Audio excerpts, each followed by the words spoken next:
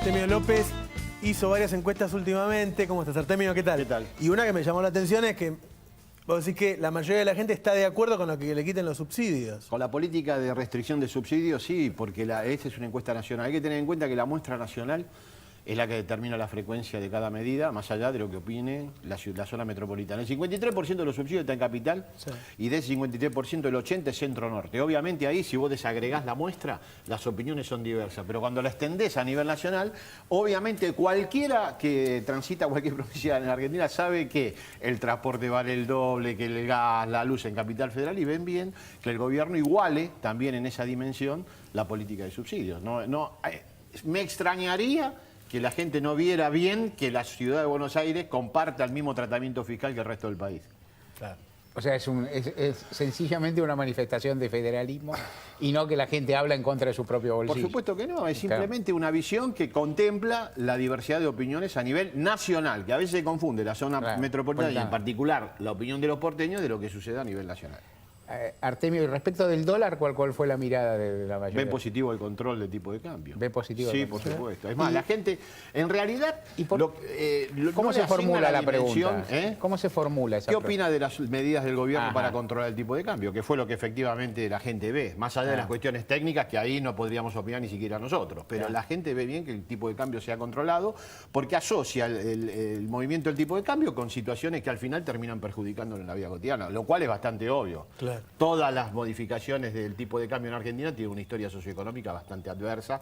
Sin llegar al 2001, todos los corrimientos del dólar implican para un país que exporta commodities cierto reacomodamiento de precios internos. Tengo dos preguntas encadenadas, una un poquito más seria que la otra. La primera, ¿encuestaste aquella frase del general "¿Quién vio un dólar" o no te atreverías? La segunda. ¿Qué frase? ¿Cómo qué frase? Mamita, ¿Qué frase? No la puedes decir. Es un clásico, pero se sostiene. Se sostiene. La otra, es un informe que se sacó de un observatorio social que le dio la repercusión a los sectores cercanos a la iglesia acerca de la pobreza en la Argentina. Sí, el Observatorio de Deuda Social. Es una consultora privada vinculada a la UBA, una universidad privada opositora. Sí. Porque nosotros tenemos afinidad con el gobierno, otras... No, que nadie es neutral en esta disputa. Lo que creo que esa cifra de 35% de la zona metropolitana es capital y conurbano y se puede expandir al tercer cordón, es la misma cifra que existía de pobreza en Argentina en 2004, particularmente en el segundo semestre del 2004. Ahora, la diferencia con respecto al segundo semestre del 2004, donde este informe dice que la pobreza, que en ese momento era de 35 puntos, es la misma hoy, son bastante significativas. Porque cuando uno informa un número de pobreza, informa un sistema de indicadores. ¿Qué pasaba en el 2004 cuando la pobreza era de 35% en la zona metropolitana? El desempleo no era de 7.2 como ahora, sino de 15.6, el doble de desempleo. El trabajo informal no era de 34 puntos como es ahora, sino de 47.4.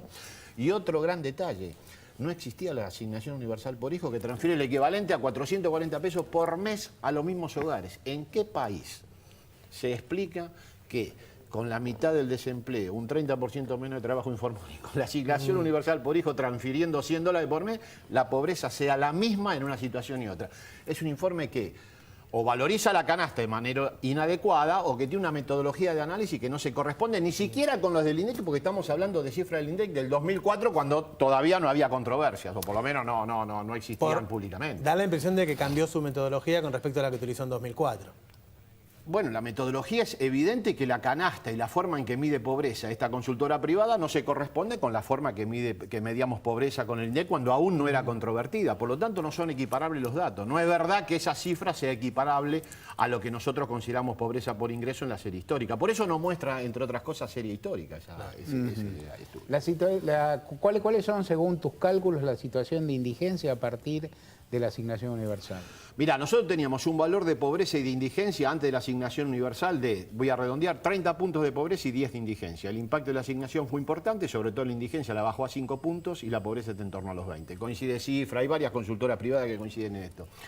¿Vamos a hacer de ese número absoluto una cuestión incontrovertible? No, porque no tenemos, como toda consultora privada, la robustez estadística, la capacidad de despliegue a nivel nacional que sí tiene el Instituto de Estadísticas. Pero lo que es indiscutible es que el ciclo que inaugura antipobreza, la asignación universal, es el más importante de la recuperación democrática. Para que tengamos una idea, Mario, tenemos los mismos niveles de pobreza e indigencia que en 1980, cuando la dictadura ya había multiplicado por 4 los valores de mediados de los 70. Estamos en 20 puntos de pobreza, esos eran los valores del 80 y 5 de indigencia. El más bajo de la recuperación democrática, es bastante, pero falta. Gracias, Artemio. No, gracias. En un minuto vamos a hablar de la crisis económica internacional con el economista Carlos Bianco. Ya volvemos.